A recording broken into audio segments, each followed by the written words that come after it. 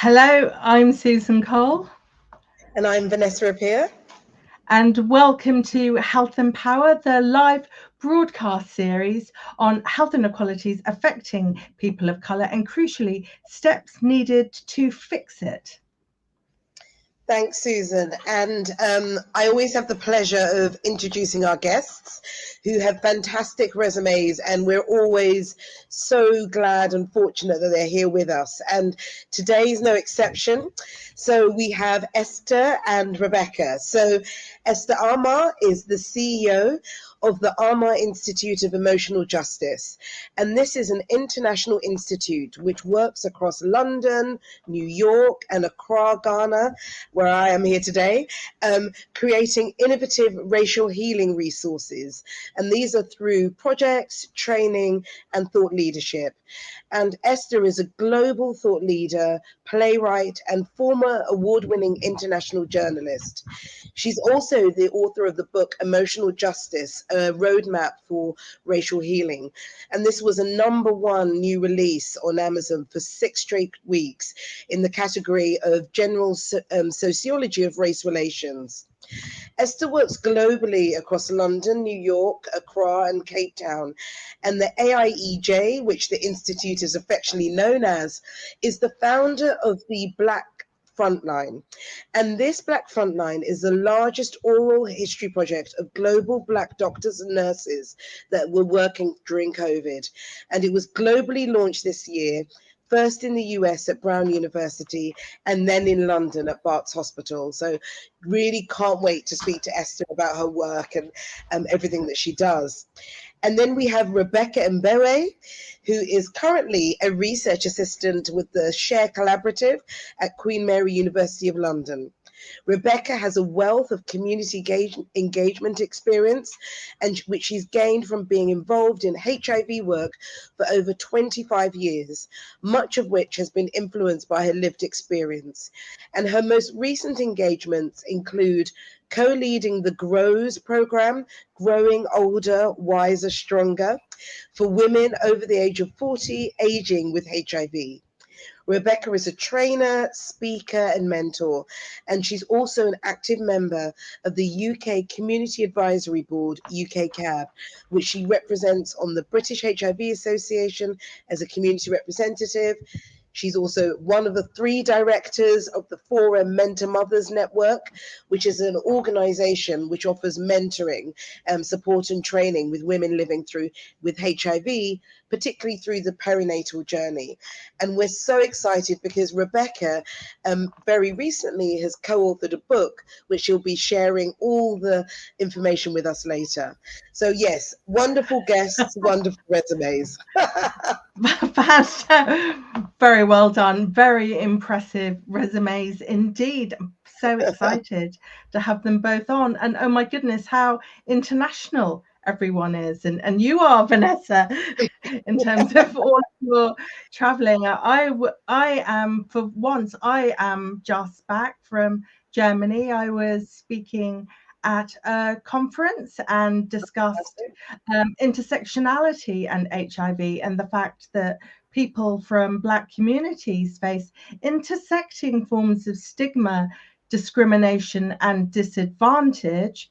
But what people need to remember is the fact that despite these barriers, people from Black communities have been leaders in the HIV response from the very beginning. So it's very exciting to be speaking to Rebecca about her book, particularly as the theme for World AIDS Day this year is Let Communities Lead. Exactly, and I think it's really interesting because I know there's been lots of discussion about the theme and the word "let communities lead" because communities have been leading all the way through, and I think it just really emphasizes that the power of lived experience and the power of communities working together is really how we're going to really get a further shift in the epidemic. So really excited to hear more about Rebecca's reflections on this as well. Brilliant. So shall we bring Rebecca on? We shall. Hey, Rebecca. Hello, Rebecca. Hi. Hello. Nice to be here. Well, wonderful to have you, Rebecca. And, we've been intimating about it, but I think we should definitely start by our stories told by us. And I would love to hear from your perspective about what our stories told by us is, what it stands for, and really why it's so important that for Black women living with HIV to tell their stories. Okay, where do I start? I mean, the short answer to that is our stories told by us is literally in the title. It is our stories about living with HIV, our experiences, our resilience, literally told by us, the people who are living with HIV. It's a collection of 40 stories. And what prompted these stories was the fact that the year before last, it was 40 years since the first recognized or named case of HIV, was named in the UK. So we thought, what do we do to talk about the experiences that the African community has brought, particularly women? And one of the authors, Winnie, came up with the idea that we should write a book and collect the stories, and that was the beginning of the journey. Wow, brilliant. It's wonderful. And I have to say, both Vanessa and I are in the book, if anyone is interested. The reason behind that is, of course, we have a collection of, stories from people who are living with HIV, but we also recognize that the journey wasn't walked by us on our own. We had allies. We had people who walked the journey with us right from the beginning, and we thought we needed to include their stories, and because they have a different perspective, but it also reflects the importance of how, as you say, Vanessa, working together is really important. So we were, quite keen to make sure that we did exactly that. Wonderful. And one thing that I'm quite conscious of in terms of you co-authors, I wouldn't necessarily say older women living with HIV, but certainly people with quite many years of lived experience. Yes. And we know that older women with HIV regularly face challenges, and that's one of the themes of the GROWS project that we worked on together. What were some of your findings about the experiences of older Black women living with HIV? Thank you, Susan. I think that's a really important question. I mean, it's no secret that people have lived quite a long time now with the development of really good treatment options. People living with HIV are living well, and they're living slightly longer. What that means is that, and we'll speak in the context of women because that's what the GROWS project was about. It was focused on women over 40. So we'll talk about the challenges that we found. Not only challenges, but that's what they were mainly. The fact that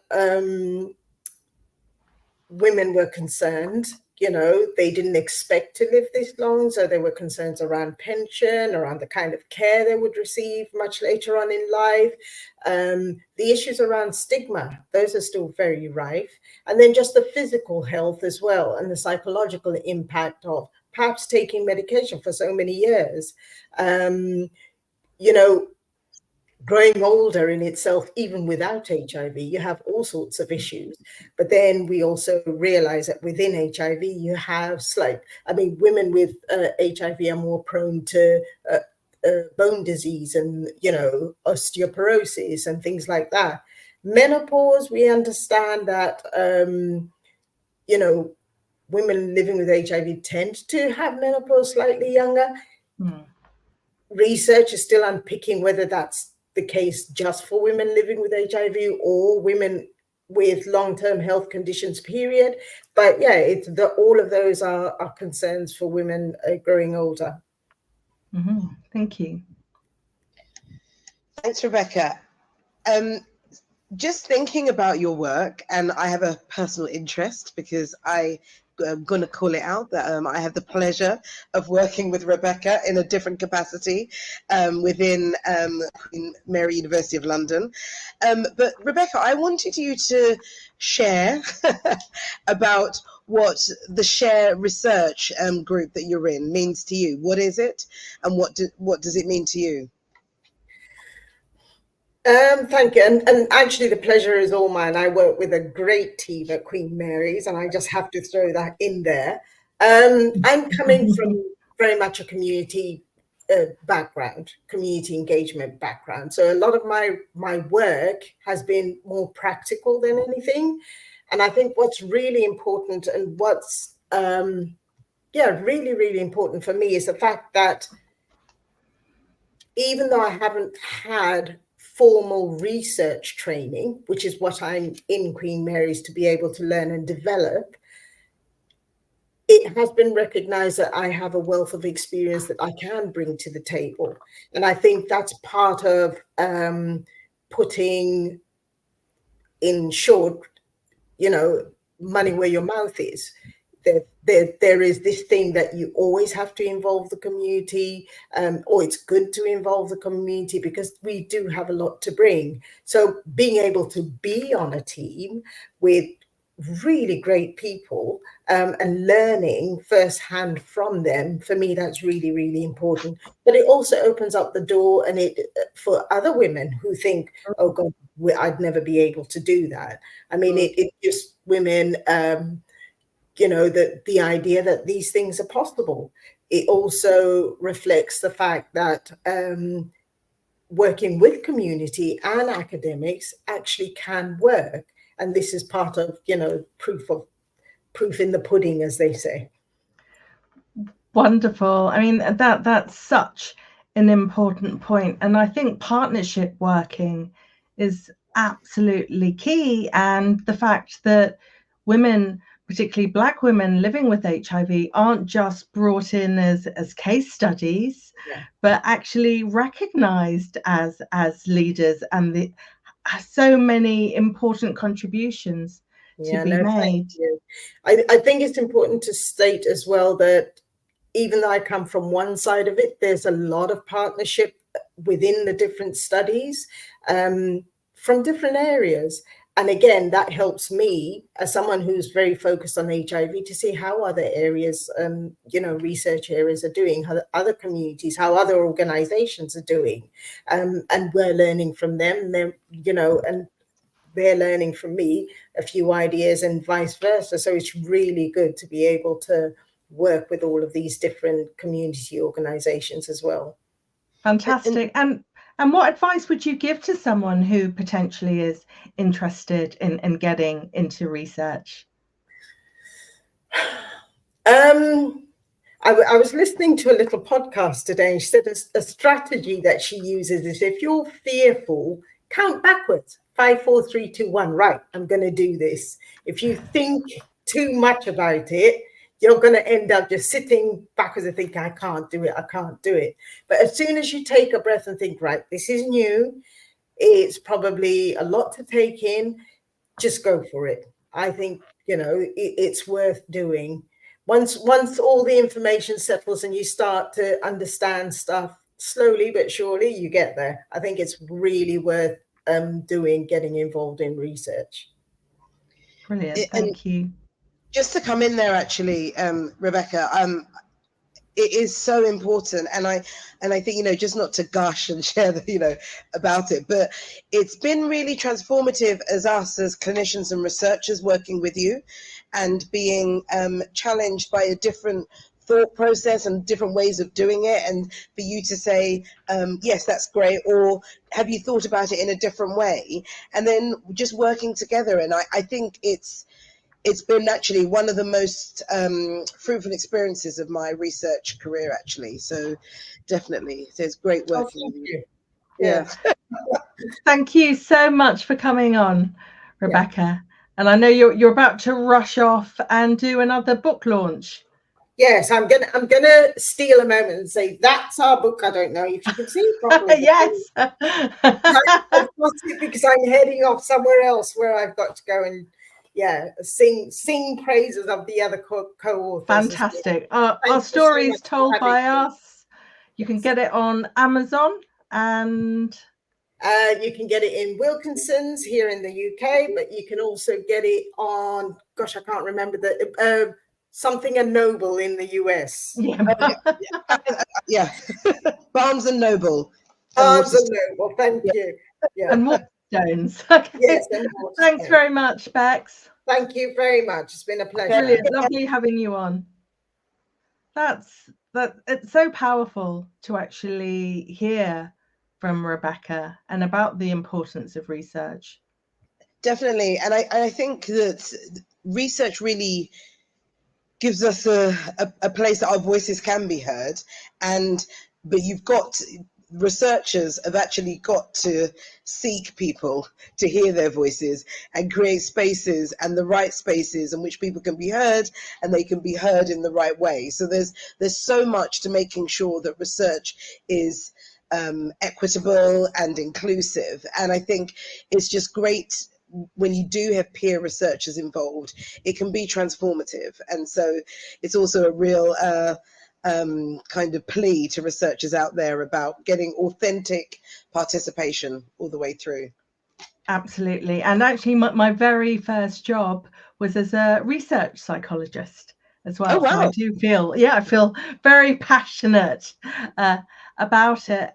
But I mean, we do talk a lot about research and data, but I think one of the most harrowing bits of data that's come out is about child mortality, and the fact that Black babies are 3 times more likely to die than white babies in the UK. And that's something that's really shaken me.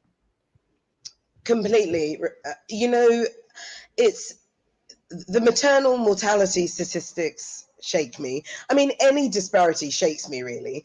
But there are some that you just want to, come on. This has to change. This is absolutely unacceptable. And then when you see in big headlines that Black babies are 3 times more likely, and as a Black woman, and you're thinking that I am very, very fortunate to have 2 live babies and that are growing and thriving, but that also could have easily not have been the case. And yes, it's so painful to hear. And I think one of the things about that pain is, how do we get through that pain, really? And how do we process all this data and this negativity and live and thrive and try and change it? Yeah. Well, I think we've got someone that can help us in terms of talking about some of these issues. Hello, Esther. Hello there.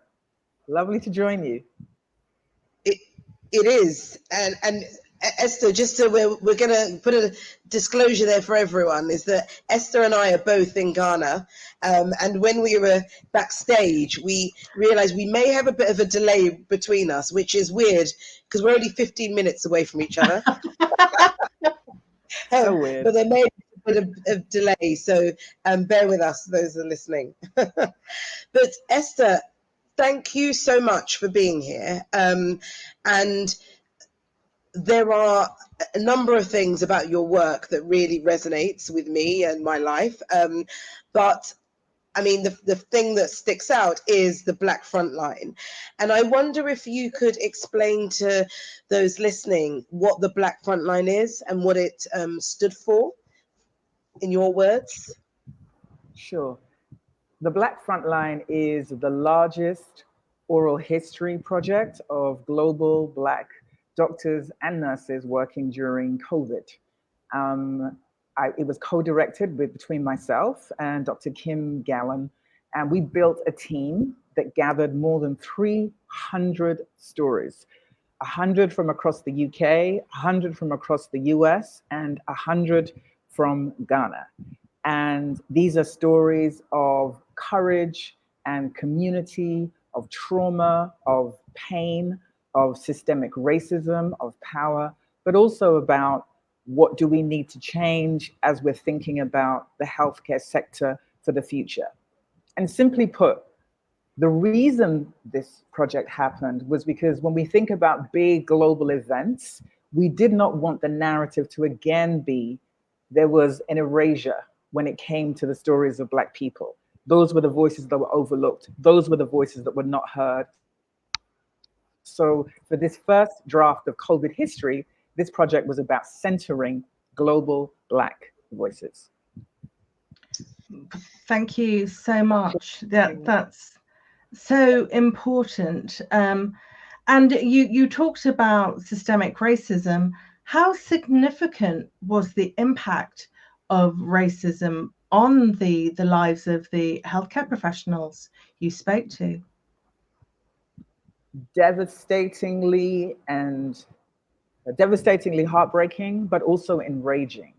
Because if we think back to 2020, the midst of all of our fear, our individual fear for ourselves, for our families, for our loved ones, to listen to Black doctors and Black nurses talk about their own individual fears, compounded by the ways that racism ignored their vulnerabilities and put them on the front line. The way that their care was overlooked, the ways in which their needs were ignored, and that they too are part of families. And so they were both on the front line trying to save our lives, but nobody was really working to ensure that their lives were protected or those of their family.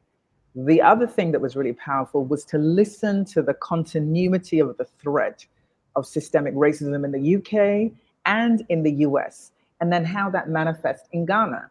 Now, often what happens with systemic racism is people say, well, you know, in the UK, it's not as bad as America, it's just not as bad. The powerful thing about these stories is you hear just how similarly devastating it was. And so it puts the truth to this notion that systemic racism is somehow different.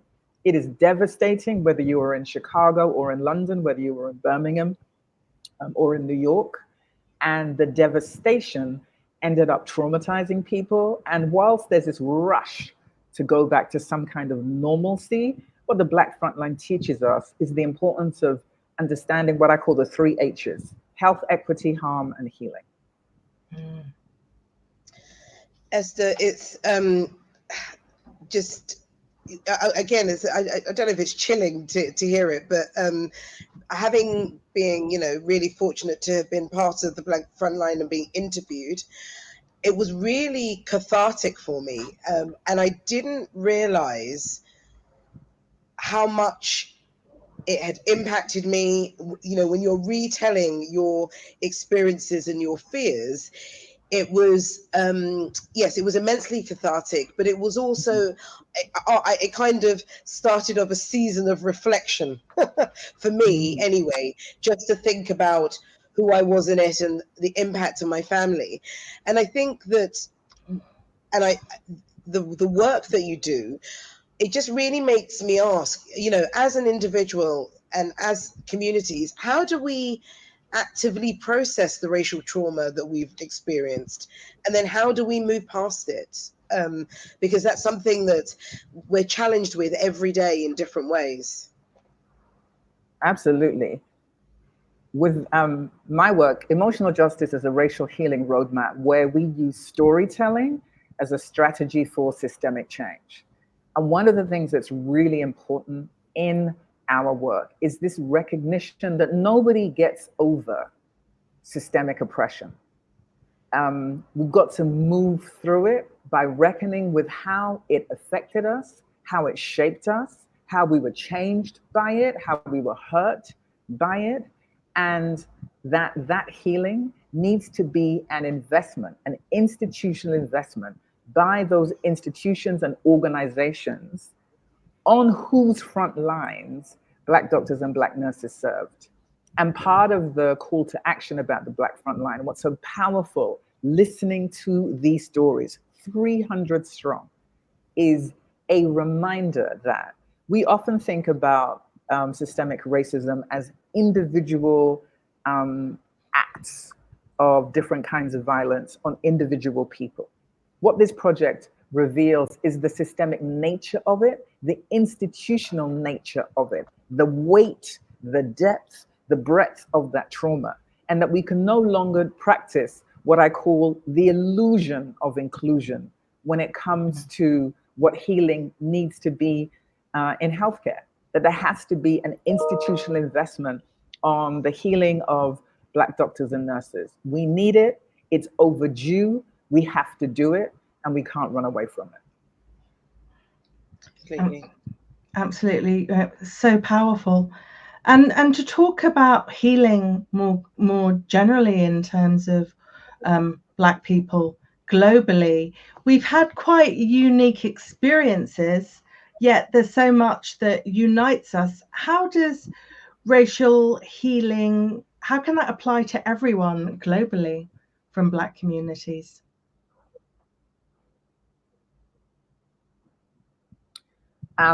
So that's the reason I wrote this lovely book, Emotional Justice, A Roadmap for Racial Healing.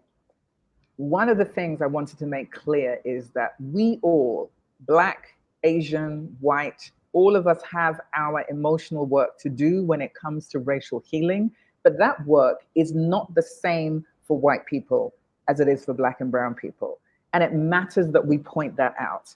And in the roadmap that I created for racial healing, I talked specifically about the importance of identifying and articulating the emotional work of racial healing for white people versus the emotional work and racial healing for Black people. And part of where we have consistently gone wrong is to somehow think that it's universal. Is to somehow imagine that if we all do the same thing, pull in the same direction, that creates change. It doesn't. It is often traumatizing for Black and brown people, and it doesn't move the systemic harm needle for white people. And so emotional justice is saying, understanding that there are ways that the world of the emotional shows up in white people, shows up in Black people, but it's not the same. So our work, our projects, our training, and our thought leadership identifies that, articulates that, and the resources that we create act accordingly. So we do training where we talk specifically to and with white women and white men. We do training where we talk specifically to and with Black women and Black men. And then we bring people together and say that if each of us is doing our specific emotional work, that is how we are better able to move the needle around systemic oppression and institutional harm. But if we think that we can do it in the approach that we've been doing so far, it won't work. Very simple analogy. You know the record Hello by Adele? Yes. Hello, yeah. So hello is an introduction. I say hi to you. If Adele spent 3.5 minutes just singing hello over and over and over again, we wouldn't say that's a record. We'd say that's a broken record. But that's how systemic racism is treated by institutions. Every training, every activity is about introducing you to something real, and nobody's moving beyond the introduction or the transaction. So because of that, it creates and recreates trauma for Black and brown people, and it doesn't make change that the white people need to do. So we are the dismantlers we have been waiting for, but that dismantling looks different in different bodies. Knowing that, understanding that, articulating that, and then doing that. Now that's a game changer. Absolutely. And I very much love the idea, the notion of the broken record, because we've been hearing these things for generations, and there's been so little action. And I think, now is the time for real and meaningful change globally. And Vanessa, you're Absolutely. back. You seem to be pop up. Carry on. Yes.